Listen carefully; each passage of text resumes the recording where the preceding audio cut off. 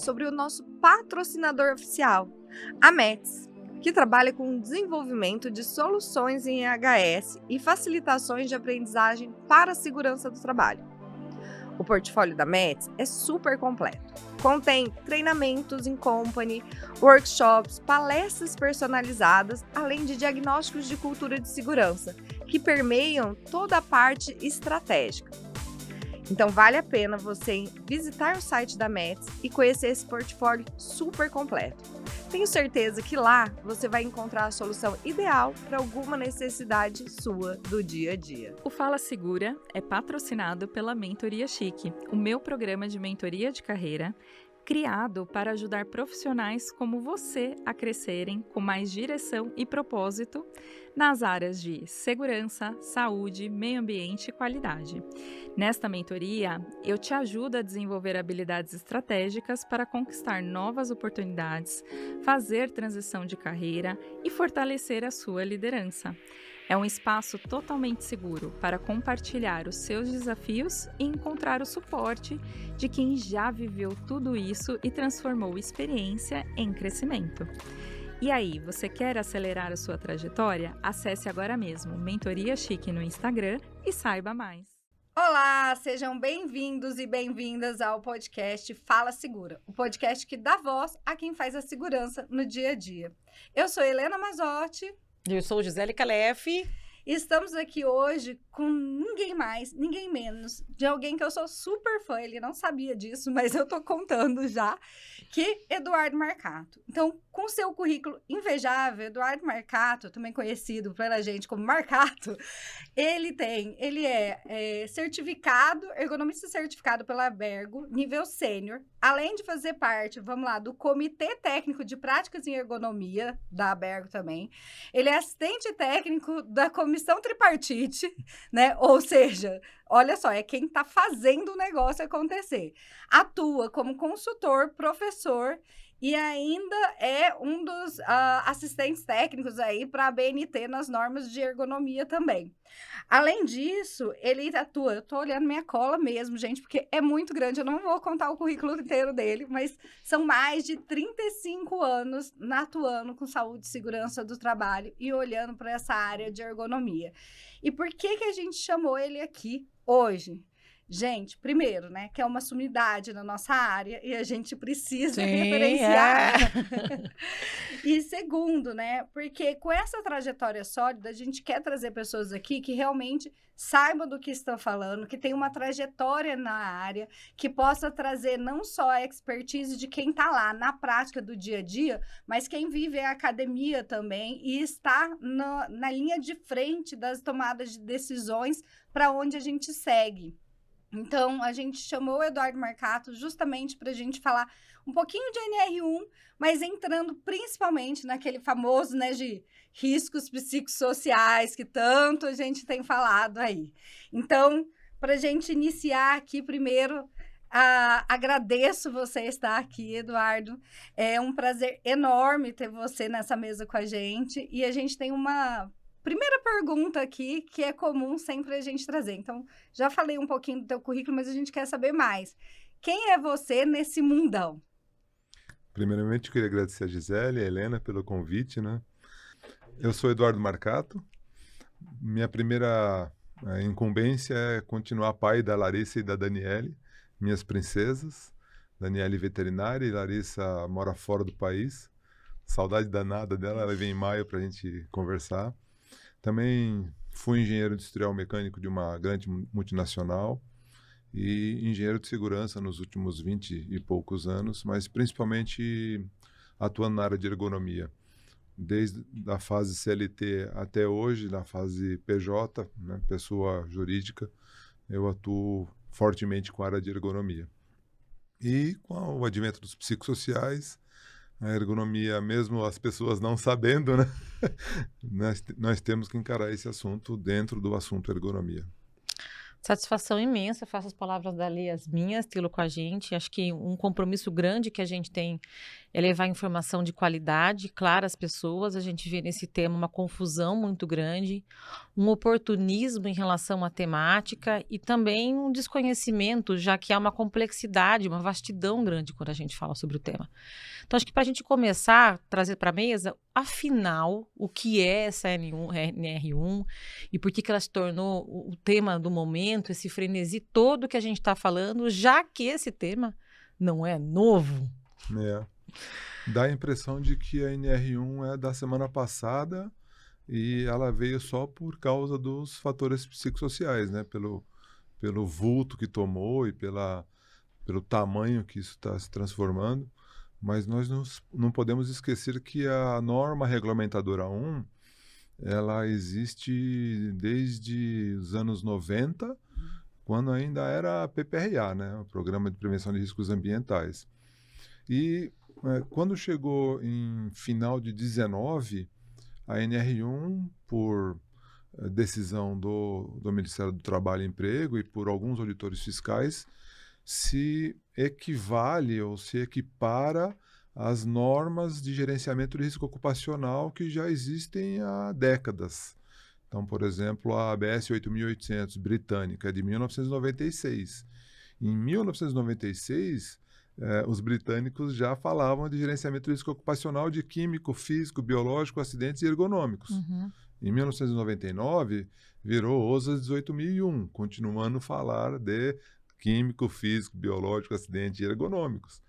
Em 2018, se transformou em ISO 45001 e continuando a falar desses 5 agentes, né? 5 grupos de agentes. Estamos tentando falar de várias formas sobre o problema, né? E quando a NR1 foi redesenhada em final de 19 para entrar em vigor em janeiro de 22, devido aos adiamentos da pandemia, a ideia e o conceito é de gerenciamento de risco ocupacional para a melhoria contínua do ambiente de trabalho em formato PDCA. Então, isso faz com que a NR1 não seja nova, né? Ela é um sistema de gerenciamento de risco ocupacional e o instrumento básico para você melhorar as condições de trabalho é programa de gerenciamento de risco, inventário de risco, plano de ação. O advento dos psicossociais é dentro da ergonomia, mas isso eu acho que vem uma pergunta mais para frente sobre isso, Com né? certeza. Eu acho que quando a gente fala sobre essa ênfase que se dá agora, talvez a sensação, eu digo sensação, mas a pauta do momento tenha ficado tão quente por uma questão relacionada à multa, né? A gente está reduzindo, inclusive, a temática e o compromisso que você fala que, né, que em história de quando todos os documentos que prevê todos esses, né, esses riscos todos, a gente está indo para um caminho de redução à multa. Como é que você enxerga esse caminho que a gente está tomando em relação à NR1? Eu fico preocupado porque a multa do Ministério do Trabalho e Emprego, ela não é preocupante, ela é relativamente barata.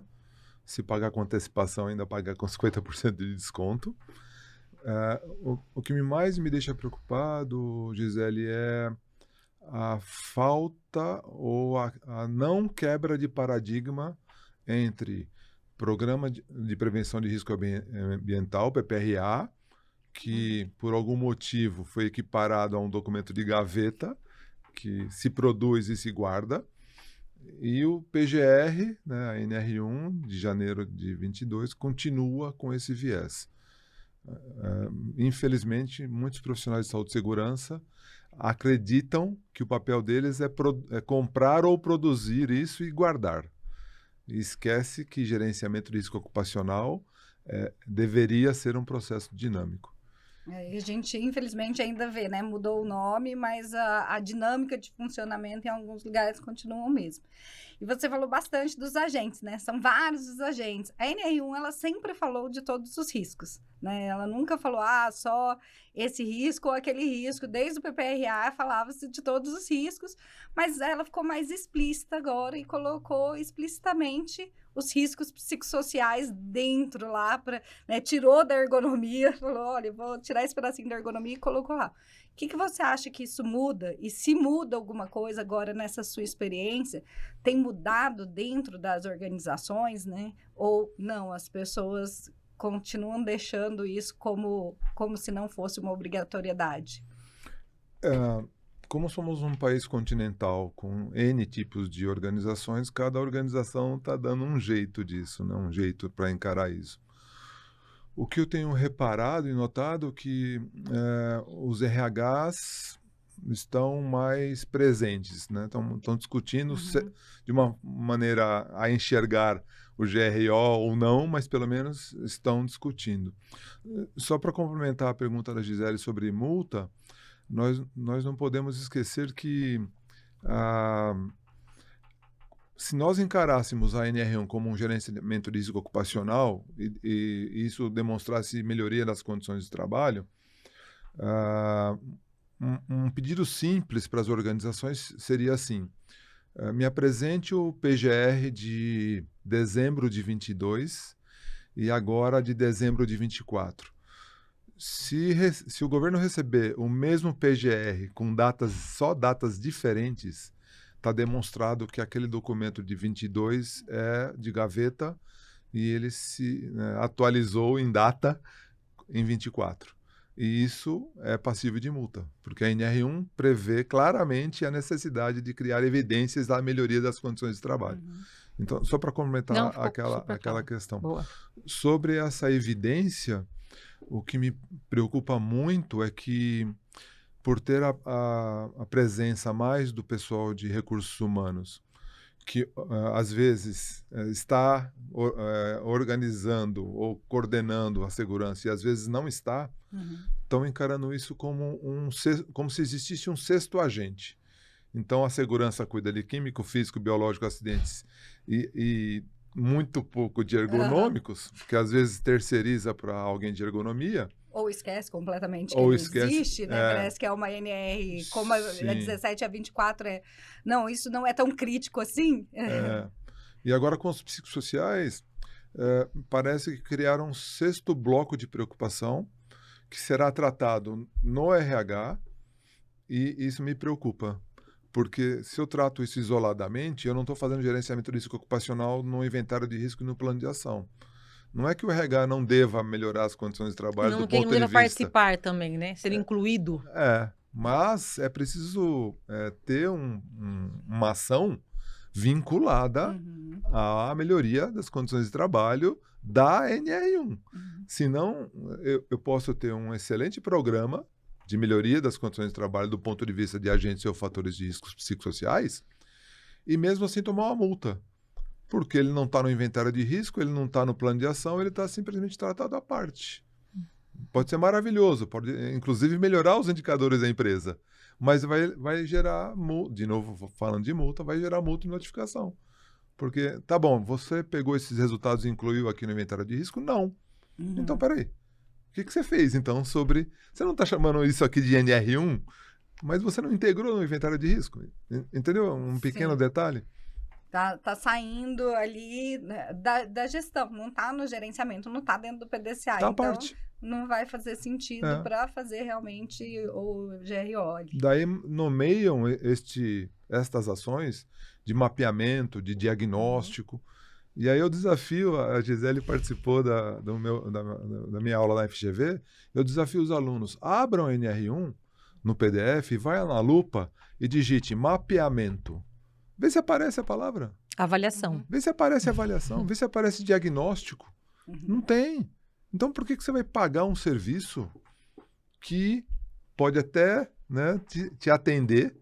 E tem muita gente fornecendo esse serviço, né? Aproveitando essa onda distorcida do assunto. E não vai servir para muita coisa.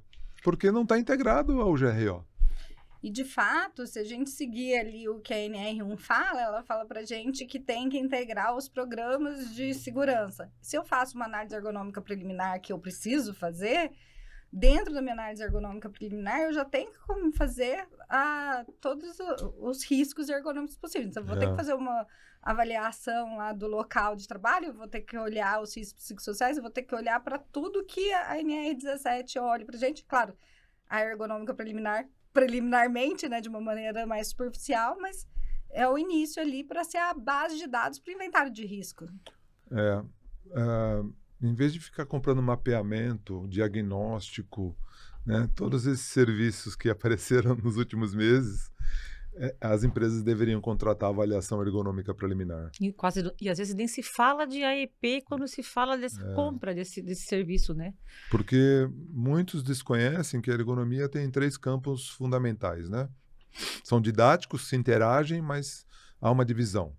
É o campo físico, que se preocupa com levantamento de peso, com esforço em atividades, em gestos repetitivos. O cognitivo, que é relacionado à carga mental, tomada de decisão, memória. E no campo organização do trabalho, é onde estão embutidos as preocupações com os agentes ou fatores de riscos psicossociais. Então, não há um sexto agente. Há uma preocupação com fatores de riscos psicossociais dentro da organização do trabalho, dentro da ergonomia.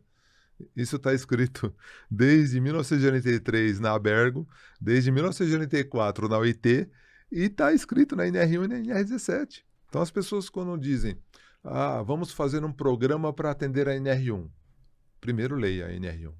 Primeiro entenda. Parte número 1 do programa, né? Letramento. Leia a NR1. Entenda o que você está, né, se metendo. Entenda onde você está entrando. Se você quer fazer NR1, agora tem formação de... Como é que chama, Gisele? Formador de NR1, implementador de NR1.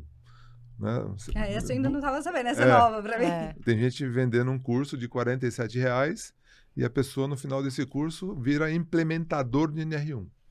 Ou seja, Mestre dos magos.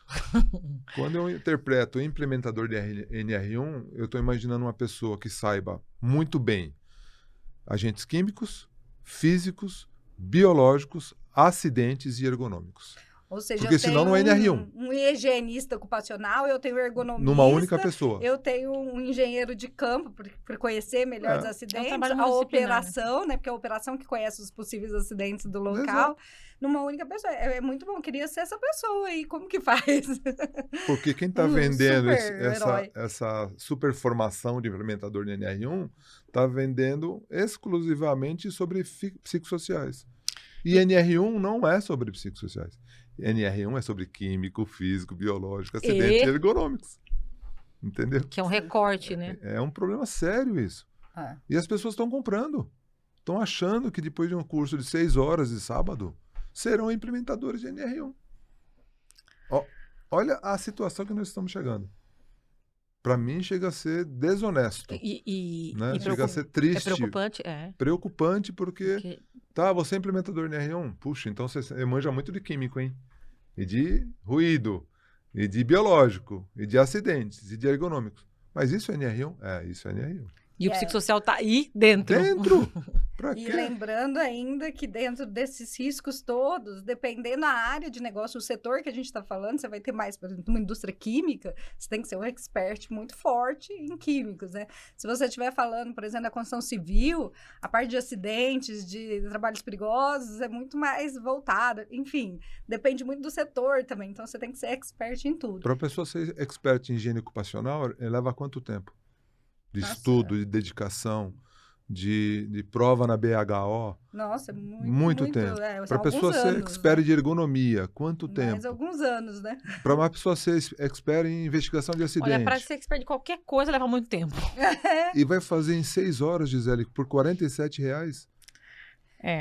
Entendeu como Fica o alerta aqui para quem está nos assistindo, nos ouvindo, sobre a preocupação e a seriedade do tema, porque a gente está impactando todo o sistema, a gente está falando aí da sociedade de forma geral, do mercado, porque a gente vai precarizando o trabalho, distorcendo o trabalho, e quem paga também a conta no final é o trabalhador, porque esse trabalho não vai nunca chegar a impactar os colaboradores, né? E entender que não adianta comprar esses cursos, cuidado com o que você compra, porque às vezes as pessoas realmente vão na fé, né? De tipo, eu preciso aprender isso, eu preciso desenvolver isso dentro da minha empresa, e acreditam que aquilo vai ser a poção mágica, né? Então, gente, não existe caminho fácil para nada, né? A primeira pergunta foi o que é NR1, certo? Exatamente. Então, se eu estou comprando um curso de implementador de NR1, a primeira coisa que eu faria é assim, vai no Google ou no ChatGPT e digita o que é a NR1. Vai aparecer lá, químico, físico, biológico, acidente e ergonômico. Então, ao comprar um curso de implementador de NR1, o conteúdo Bate deveria o ser conteúdo esse. programático para ver se encaixa com aquilo que estão vendendo e o que é. Exatamente. E trazendo até um pouco dessa pouca compreensão, né, das pessoas de algumas questões, e não só da NR1, mas indo para esse nicho dos riscos psicossociais, o Ministério do Trabalho e Emprego fez um guia, né, para gente, para falar dos riscos psicossociais. E aí ele deixa bem claro, e você trouxe aqui um pouquinho também, que tem muito mais a ver com a organização do trabalho, né, e a gente vê ainda, e eu queria ver como que você tem visto isso, já que está no seu nicho aí, no seu dia a dia, uma confusão entre os riscos psicossociais e terapia para as pessoas. O furo corporativo. Né? Então, assim, eu já escutei algumas pessoas falando isso de, não, então a gente vai ter que cuidar de cada um e pagar um psicólogo para cuidar de cada um. Eu falei, gente, não é exatamente isso. Como que você tem visto isso? Isso está mudando? As pessoas estão com uma compreensão melhor ou ainda tem esse tipo de confusão? Eu tento fazer o trabalho de formiguinha. Então, quando a pessoa confunde avaliação psicossocial com identificação de agentes ou fatores de riscos psicossociais relacionados ao trabalho, no LinkedIn, por exemplo, onde eu mais tenho contribuído, eu né, não me contento. Sempre fui bem educado, né? Começo as minhas frases a título de contribuição. E aí eu coloco trechos da NR1, trechos da NR17, coloco o meu mapa mental. Famoso mapa mental. Porque toda vez que vem uma venda de algo que eu não concordo, eu tento ajudar. Então, semana passada, o colega estava vendendo um treinamento, né? Ele estava chamando de letramento para bloqueio mental, para que a pessoa desenvolva estratégias de bloqueio aos agentes ou fatores de riscos psicossociais, treinando de liderança até Não me traz essas coisas aqui, porque eu tenho que fazer caras e bocas. Né? Entendeu? Aí eu fui lá, né? Olha, NR1 é isso, isso e isso. E fica repetitivo, porque um fala de bloqueio mental, o outro fala de atendimento psicológico, o outro fala de avaliação psicossocial, o outro fala de mindfulness. Virou um campo fértil para venda. Né? Toda vez que alguém fala de uma estratégia e associa a NR1, eu vou lá, eu tô até para criar uma cola na tela do computador, né, na área de trabalho, só para evitar o trabalho de ficar digitando a mesma coisa. E as pessoas têm agradecido, elas não têm ficado ofendidas ou assim, puxa, ele se intrometeu. Um ou outro, muito raramente, a pessoa tenta insistir no ponto dela e eu devagarzinho, né, vou entrando na conversa dela e depois, opa, isso aqui, tá. Então, eu tenho tentado fazer um trabalho de formiguinha, mas é difícil, porque eu só atuo no LinkedIn. Ainda tem Instagram, ainda tem TikTok, ainda tem muita gente. E tem um volume grande de pessoas Facebook. falando também, né? Para conseguir abordar e apoiar em todas as frentes. Fiquei pensando aqui que tem uma confusão muito clara em relação aos fatores de risco psicossocial. Fatores psicossociais relacionados à vida e ao trabalho. Então, acho que às vezes entra uma coisa, se mistura com a outra no entendimento e por isso que as ações vão muito para o nível individual e não para o campo da organização do trabalho. Acho que seria importante explicar para as pessoas o que afinal é a organização do trabalho, do que nós estamos falando quando a NR1 e a 17 fala sobre a organização do trabalho. E por que essas estratégias a nível individual não têm a ver com a organização do trabalho? A organização do trabalho tem a ver com a interação entre a tarefa e os trabalhadores e trabalhadoras. Então, vamos ser específicos.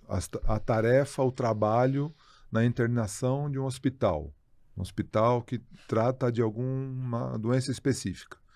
Então, aquela internação daquele hospital tem 20 leitos e X enfermeiras, né, X leitos por enfermagem, por técnico de enfermagem, auxiliar de enfermagem. Então, qual é a interação? Qual é a organização do trabalho? Primeiro, frequente organização do trabalho é o horário. Então, você tem que entrar a tal hora, você vai embora a tal hora, você tem tal hora de refeição. Qual outras organizações do trabalho? Bom, quantos leitos por dupla, auxiliar técnico de enfermagem? Que tipos de paciente, vamos supor que sejam 4 leitos. Uhum. Qual é o tipo do paciente? É o paciente colaborativo ou não colaborativo?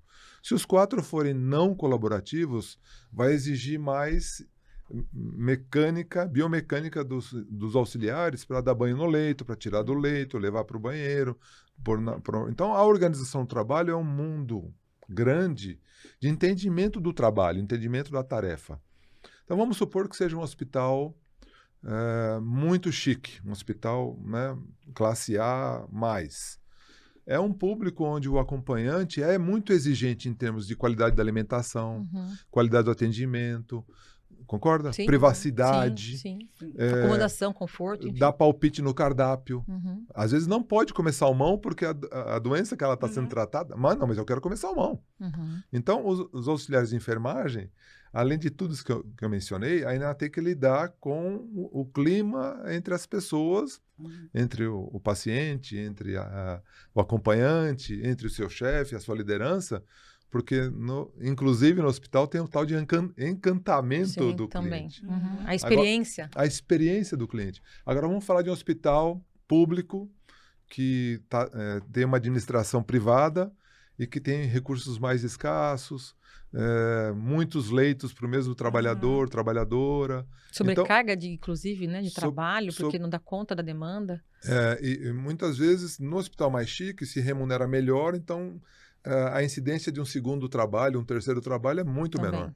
Agora, no hospital mais de bairro, a pessoa tem um salário um pouco menor, aí tem que fazer 2, 3 hospitais. Eu fiz um trabalho no Hospital de Barretos, as trabalhadoras atuavam das 7 da manhã às 7 da manhã a meio da tarde, e depois iam para a lanchonete trabalhar. E iam até 2 da manhã para entrar às 7 da manhã.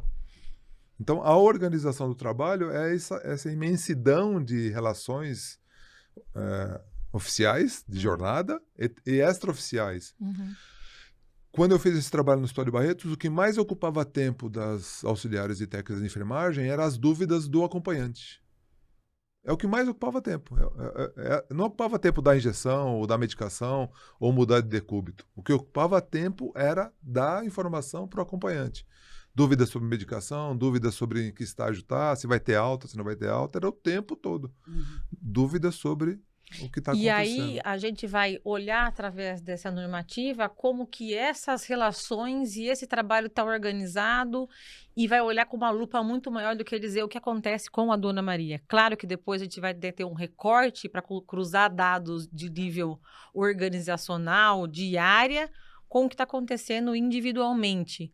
Mas acho que é importante essa divisão aqui, nessa clareza, porque ainda há uma confusão sobre o trabalho a nível individual e também um pouco de entrar na culpabilização do adoecimento a nível individual. Então, Maria é fraca, precisamos trocar Maria, e não nunca um olhar o que nós, como organização, temos a ver com o adoecimento.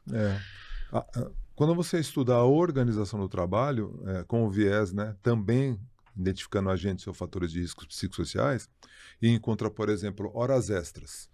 Eu fui numa empresa hoje que está há 15 meses em horas extras todos os dias.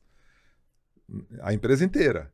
Nossa. Então, a organização do trabalho, a capacidade produtiva está desafiada e tem que cobrir com horas extras. Isto é um agente ou fator de risco na organização do trabalho. E é um agente ou fator de risco psicossocial relacionado ao trabalho. Há um desequilíbrio entre tempo de trabalho e tempo de repouso. Você não permite mais que o trabalhador vá para casa, olhar o filho, assistir a novela. Ele está ocupado na empresa. Isso é um agente ou fator psicossocial do trabalho, na organização do trabalho. Está claríssimo. Certo? Eu vou puxar uma coisa aqui que a gente faz avaliação ergonômica. Quando se faz avaliação ergonômica, a gente olha a organizacional, né? Como você falou, a gente tem 3 linhas ali, né? Cognitiva, física e organizacional. E aí, quando se faz, a gente fala muito de fazer análise ergonômica preliminar. Foi até que você falou que a gente podia fazer uma análise ergonômica preliminar que você já vai ter, né, a avaliação dos riscos psicossociais para o seu inventário lá de riscos, enfim. E ainda eu vejo que as pessoas confundem muito a EP com a IT, né? A antiga ET, que hoje a gente tem ainda a IT, mas ela vem depois e se necessária. Qual que é a grande diferença para a gente de uma análise ergonômica preliminar para uma análise ergonômica do trabalho? Acho que essa é uma pergunta de $1 milhão. Mas é por isso que a gente tem você como convidado, né? Essa pergunta poderia ser respondida se, quando revisassem a NR17 e ela fosse lançada em janeiro de 22, se o governo tivesse mantido o termo análise ergonômica do trabalho, certo? Uhum. Então, a ideia do governo foi criar um instrumento para identificar aquilo que é evidente. Então, podia ter sido mantido assim. Análise ergonômica do trabalho é o que vocês já fazem hoje em dia. Continua fazendo análise ergonômica do trabalho. Mesmo porque, na experiência do governo, tudo que era análise ergonômica do trabalho até dezembro de 21 já era avaliação ergonômica preliminar. Uhum. Então, até dezembro de 21, o que era chamado de análise ergonômica do trabalho era avaliação ergonômica preliminar. De tão... superficial que ela era tão... ali, né? Talvez. Entendeu? Então, se tivesse mantido análise ergonômica do trabalho e tivesse criado um termo análise ergonômica do trabalho aprofundada, nenhuma dúvida restaria. Porque ficaria claro que eu vou só usar esse instrumento quando eu precisar aprofundar. Uhum. Quando lançaram a avaliação ergonômica preliminar e mantiveram a análise ergonômica do trabalho, porque todo mundo achava que fazia análise ergonômica do trabalho. E não fazia.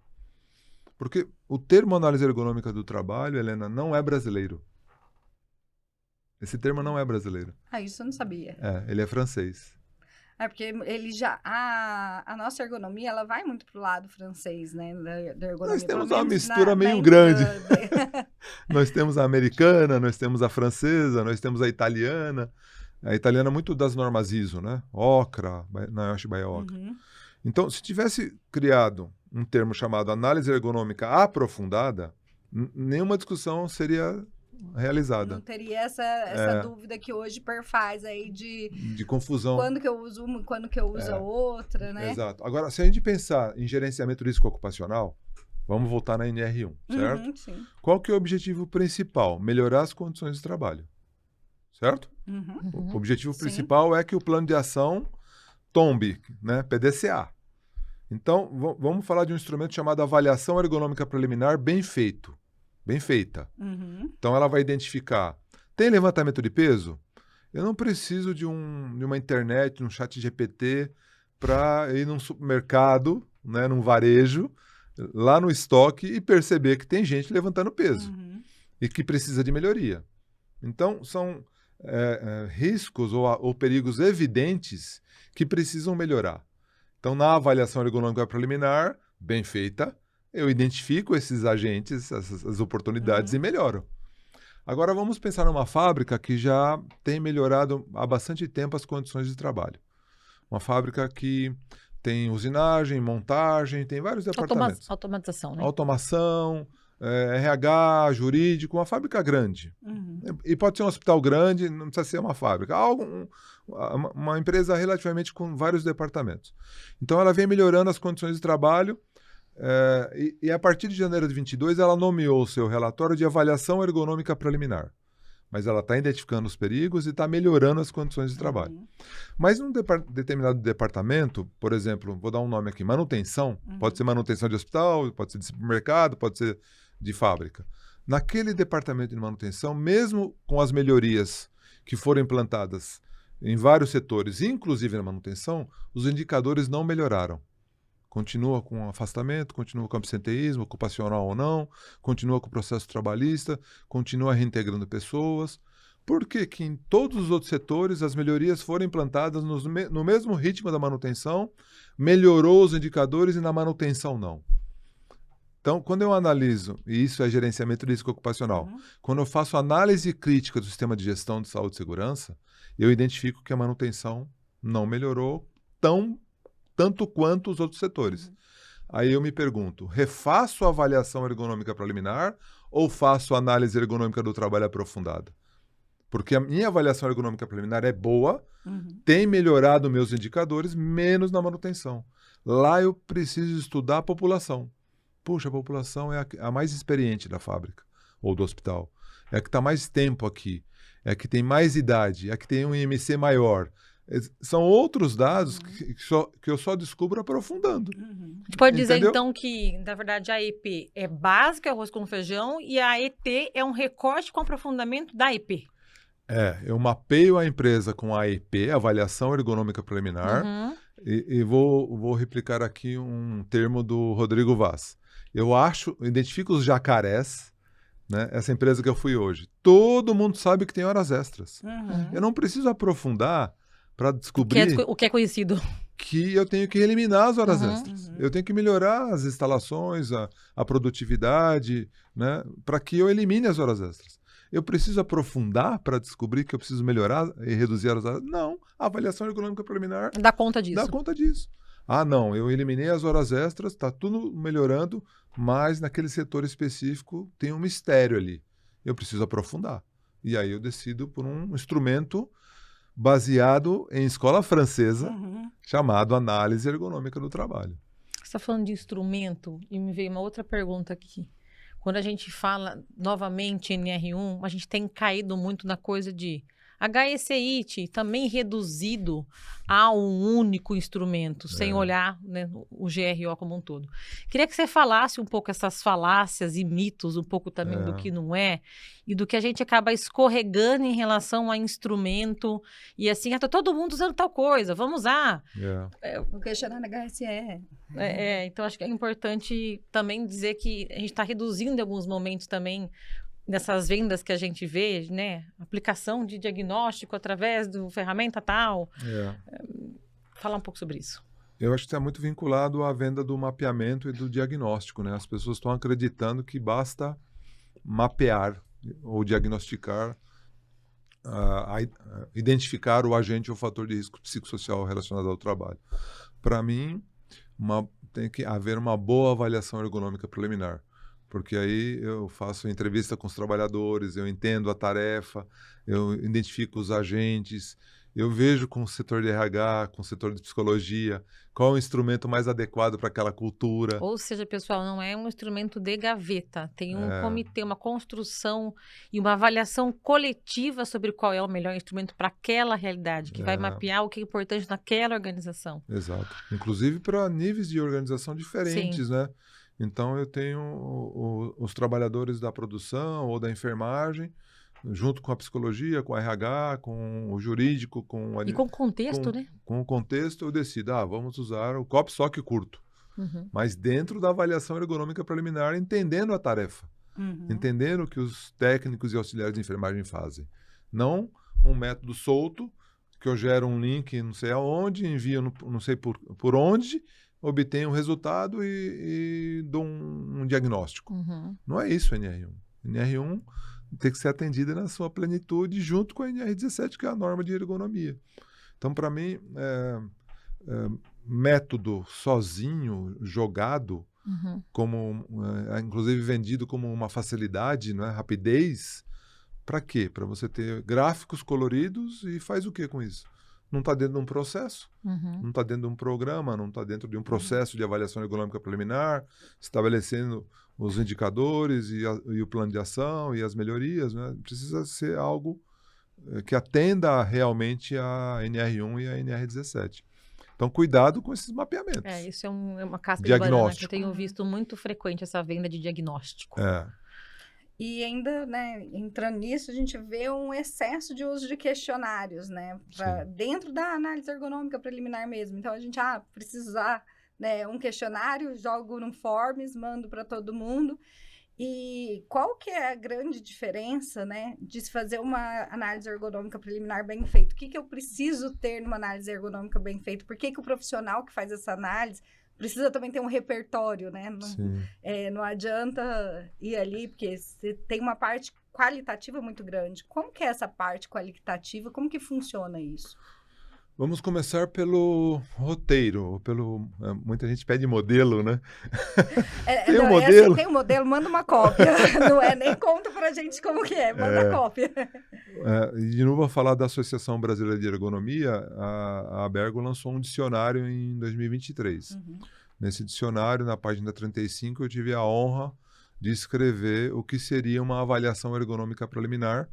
E como eu não sou bobo nem nada, eu criei um roteiro e também botei o roteiro do Mauro Miller no dicionário. Coincidentemente, esse roteiro que está no dicionário de 23, né, o meu e do Mauro, é o mesmo que está no guia.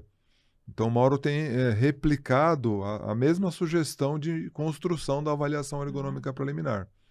Então, se querem realizar uma boa avaliação ergonômica preliminar, tem que ter duas fontes de informação. Primeira fonte de informação, eu já mencionei.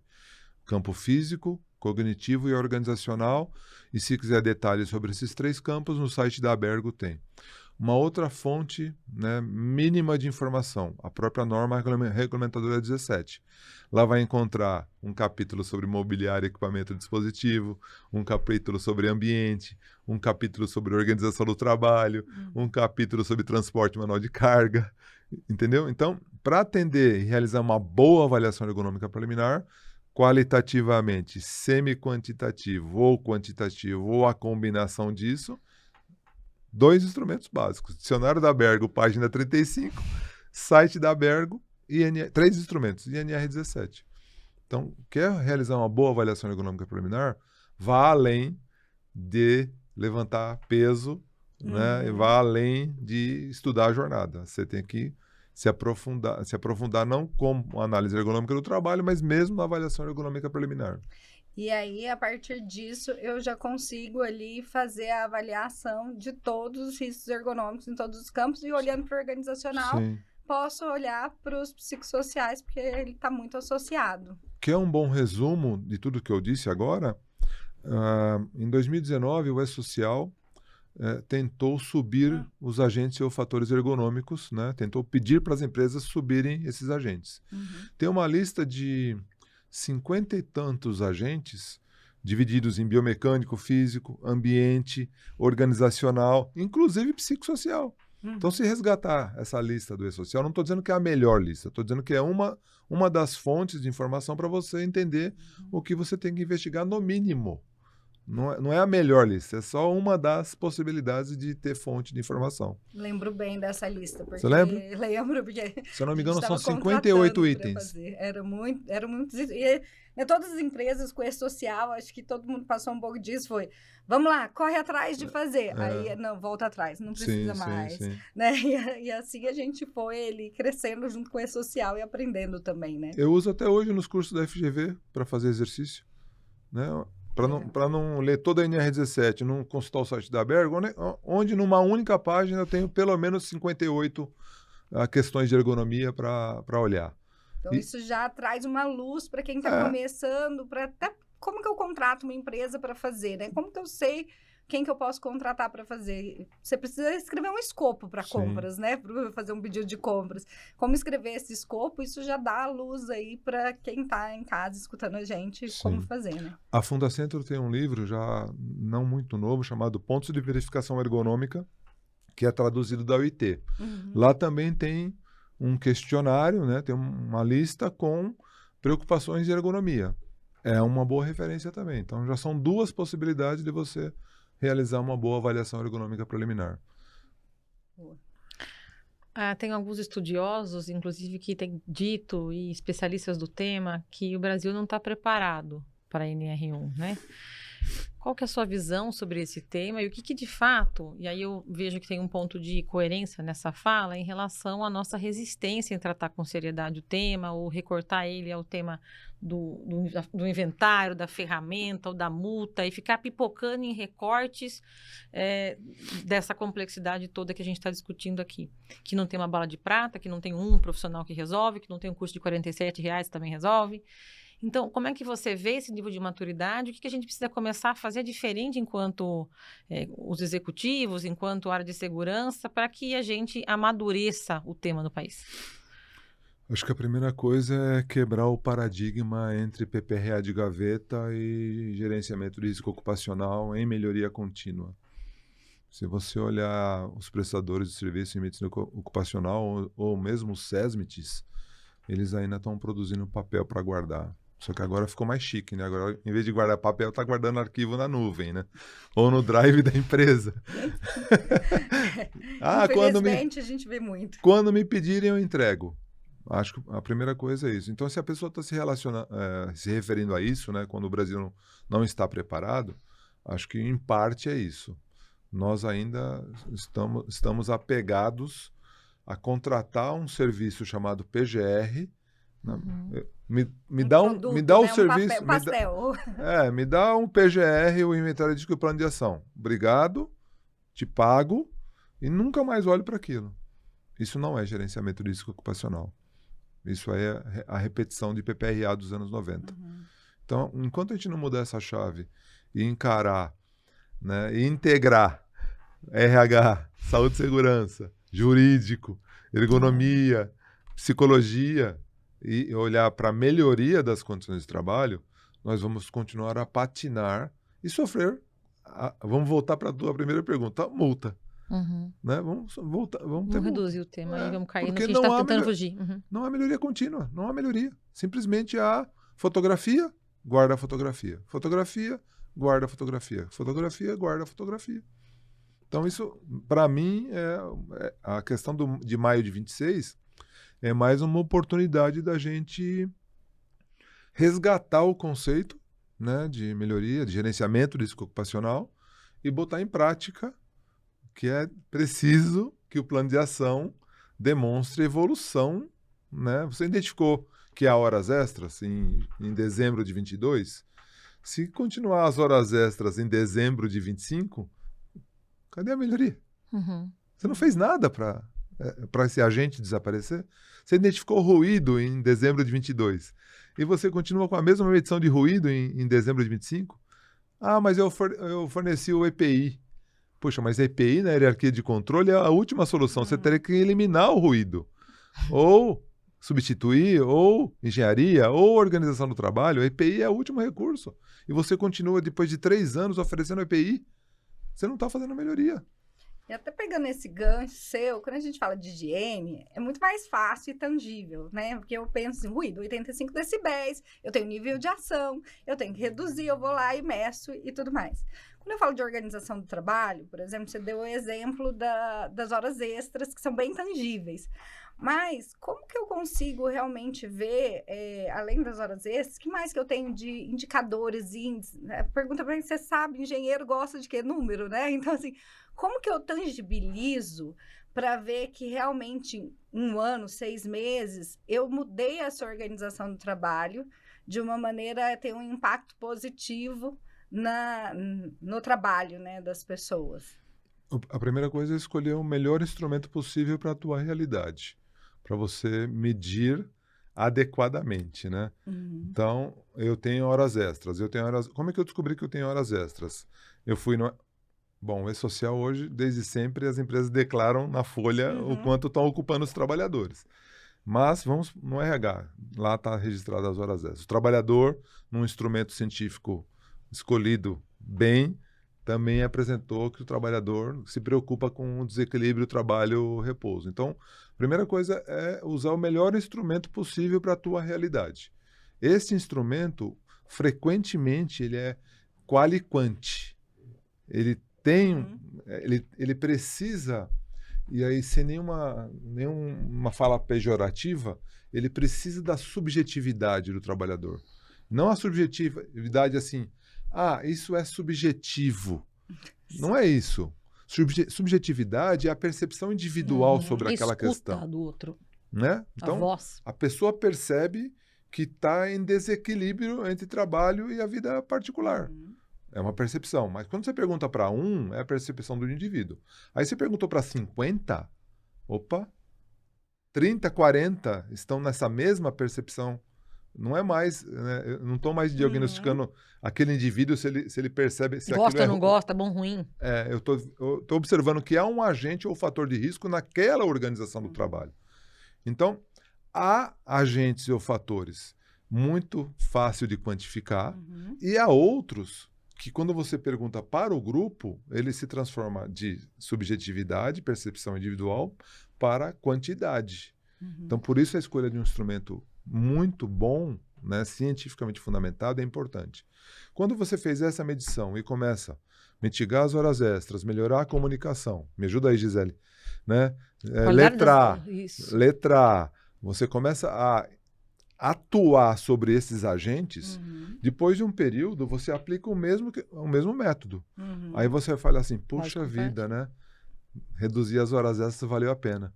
Inclusive de ouvir essa subjetividade dos grupos focais. E os números também vão mostrar essa subjetividade, porque você vai aumentar engajamento, você vai diminuir presenteísmo, você vai aumentar a eficiência operacional, você vai melhorar a qualidade de relação, de clima, porque você vai mexer na dor a partir dessa escuta. O que acontece que a gente está falando de cair do negócio, de sair da gaveta, é porque se você faz um mapeamento e não faz nada com ele, a sua condição de trabalho continua, e aí a organização do trabalho continua adoecendo pessoas. E a gente não resolve a dor. Então, as tuas ações precisam estar focadas, Helena, no que você identificou no Quali e Quanti, certo? Então, você implementa ações, vai monitorando, depois você reaplica.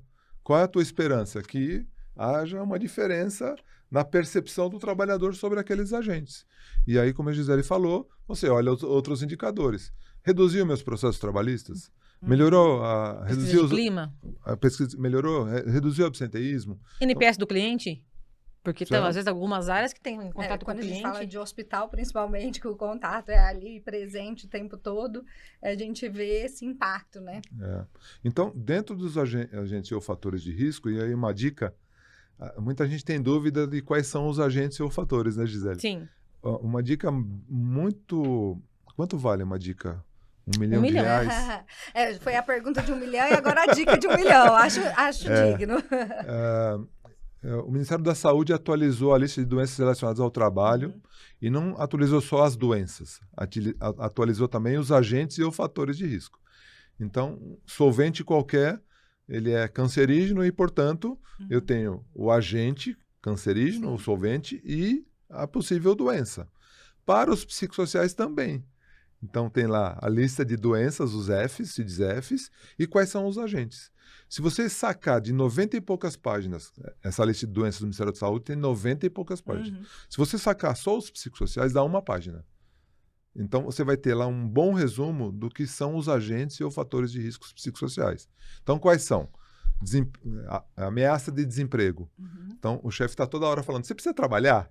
Você está aqui por quê? Você tem que levar a cesta básica para a tua família? Manda quem pode, obedece quem tem juízo. Violência, assédio, discriminação, horas extras, desequilíbrio, discriminação, comunicação ineficaz. Então, tem uma lista bem interessante, não é completa.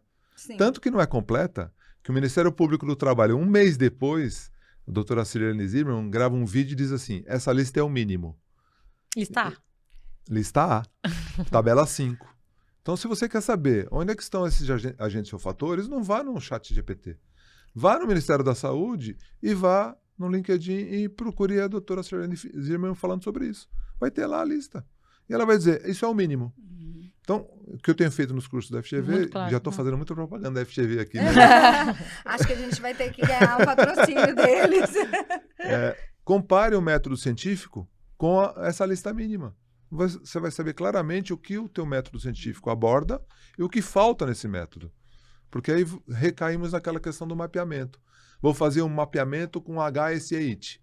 Puxa, mas você comparou o HSE-IT com a lista e sabe o que ele atende e o que ele não atende? Porque se não atende o mínimo, você vai ser questionado sobre a aplicação de HSE-IT.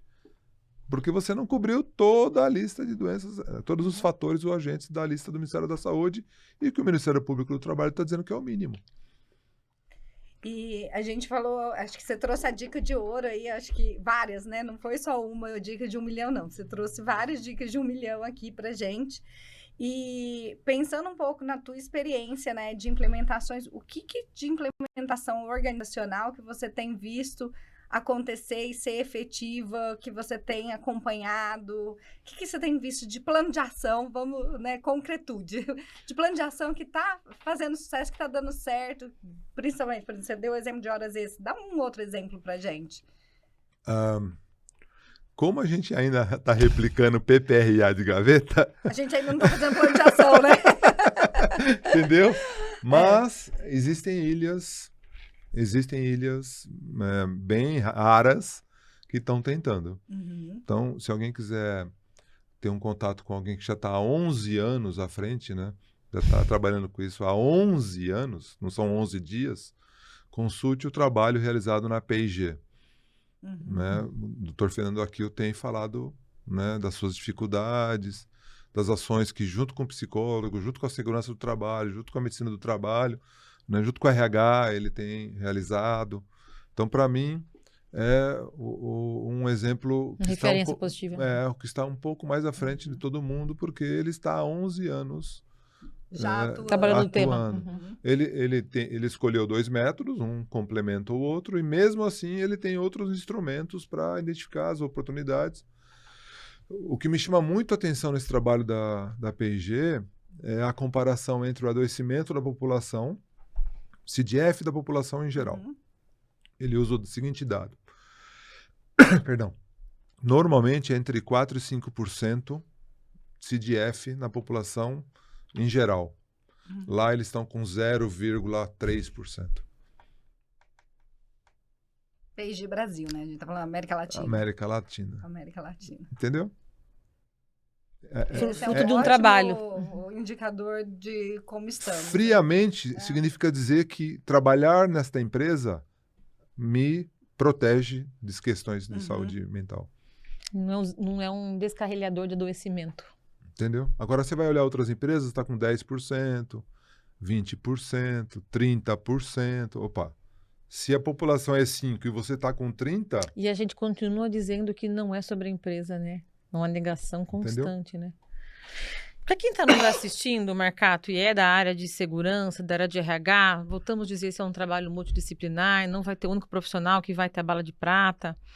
Se você tivesse que deixar um alerta por onde começar, e assim, um pouco do que você fala em aula até, 4, 5 passos, porque a gente, né, é muito da coisa das listas, das receitas, a gente, obviamente... As receitinhas de bolo, né, que mas para que a gente se oriente, estruturar. inclusive, em relação à temática. Primeiro passo, né? Auditar o que você tem hoje. Saiba o que você tem hoje. Constate que você tem um PGR que reproduz a ideia de PPR de gaveta. Boa. Constate. Né? Constate que a tua avaliação ergonômica preliminar não deveria ser chamada nem de preliminar, deveria ser chamada de rasa. Devia ser chamada de, né, inaceitável. Constate. Faça uma autocrítica como um auditor fiscal do trabalho faz, como um procurador do trabalho faz.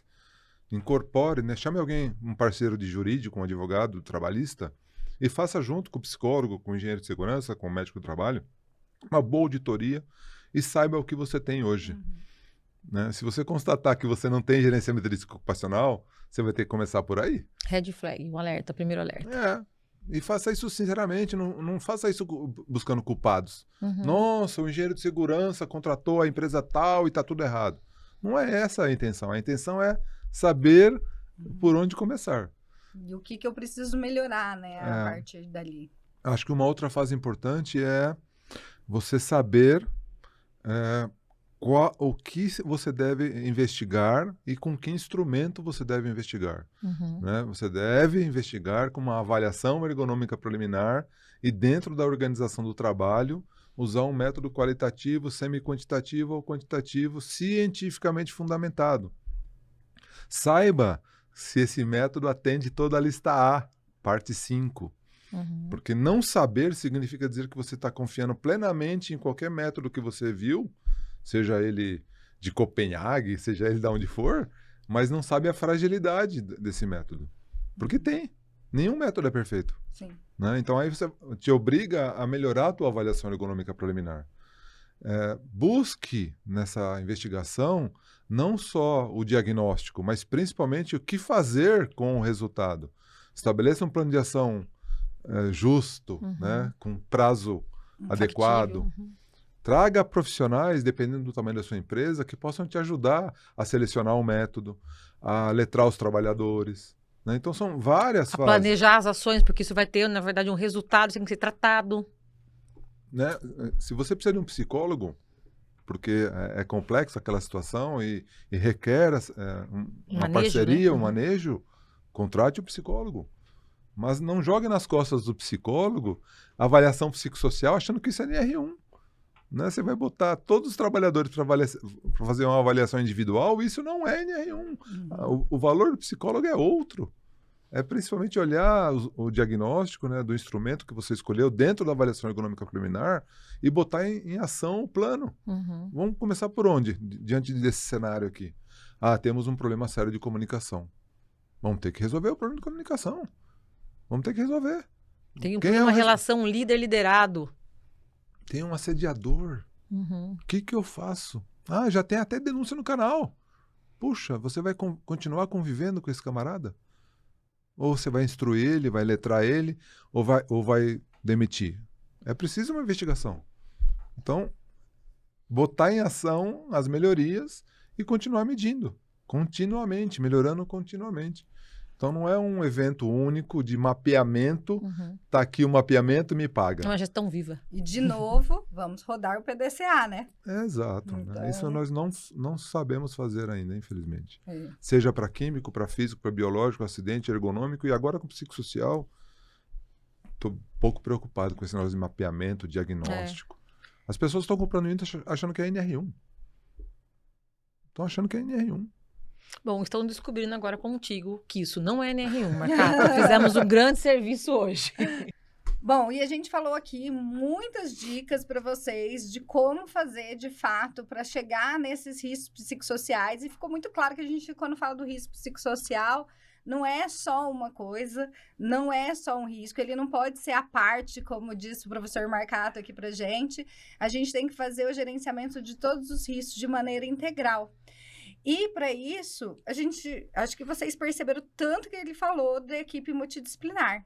E a gente tem uma novidade aqui para contar para vocês, não é, Gi? É isso aí. Tive o privilégio de ter ela com o professor Marcato, né, que a gente já sabe que é uma autoridade, estou chovendo no molhado. E estamos aí começando uma parceria para atuar em frentes que se complementam. Então, eu tenho a especialidade como psicóloga de olhar para as questões de saúde mental integral dentro da dinâmica do trabalho e desenvolvimento humano. Eu sou uma apaixonada pelos temas de educação em saúde, mas é importante que a gente reconheça, inclusive, as nossas limitações. Qual é o meu papel? Qual é o papel de outras especialidades? E eu tive a felicidade de encontrá-lo e sugerir uma parceria para que ele, com a expertise dele, faça toda a frente que eu não tenho domínio, nem é da minha praia. Acho que, né, é para isso que a gente tem que juntar esforços desse trabalho. E felicidade a minha que ele topou essa parceria, né, Marcato? Sim. Você sabe que a minha experiência é muito na construção do programa de gerenciamento de risco e na questão de ergonomia, né? E isso eu tenho dito de um ano para cá que isso é o mínimo. Então... Além do mínimo, né? Como é que você bota uma boa investigação junto de uma boa solução? É preciso mais do que um profissional de ergonomia ou um profissional de saúde e segurança. É preciso de um time, ou pelo menos uma dupla, que possa, né, percorrer toda essa trajetória de melhoria das condições de trabalho. Desde os primeiros passos, como já dissemos aqui, até a continuidade. Como que continuamente... né, você melhora as condições de trabalho, inclusive nos agentes ou fatores de riscos psicossociais. Por isso que, a partir do convite da Gisele, a gente se aproximou e está desenhando aí uma estrutura para ter começo, meio e continuidade. Olha que legal. Gente, então, mais essa dica, né? A gente deu várias dicas aqui de 1 milhão. Eu quero agradecer imensamente, Marcato, por você estar aqui. Vou repetir, assim, que eu já te acompanho há um bom tempo. Acho que todos nós que estudamos um pouquinho de ergonomia deveria ter o dever de te acompanhar. Quem não faz, já fica a dica aí, mais uma dica para acompanhar o seu trabalho, as tuas palestras, as tuas aulas. Acho que engrandece muito a nossa área e é super importante. Então, agradeço a sua disponibilidade de estar aqui com a gente e desejo muito sucesso nessa parceria de vocês. Não há dúvida que que vai ser uma parceria incrível. Acho que fica a dica aí para vocês também, precisando e querendo trabalhar mais nessa área. São 2 sumidades nas áreas aí de segurança psicológica, saúde mental e ergonomia. Obrigada pela audiência de vocês. Obrigada por vocês estarem aqui com a gente. Obrigado pelo convite. Conte comigo sempre que precisar. Muito bom. Obrigado, Obrigada. Gisele. Obrigada. Obrigado, Helena. Obrigada. Até a próxima.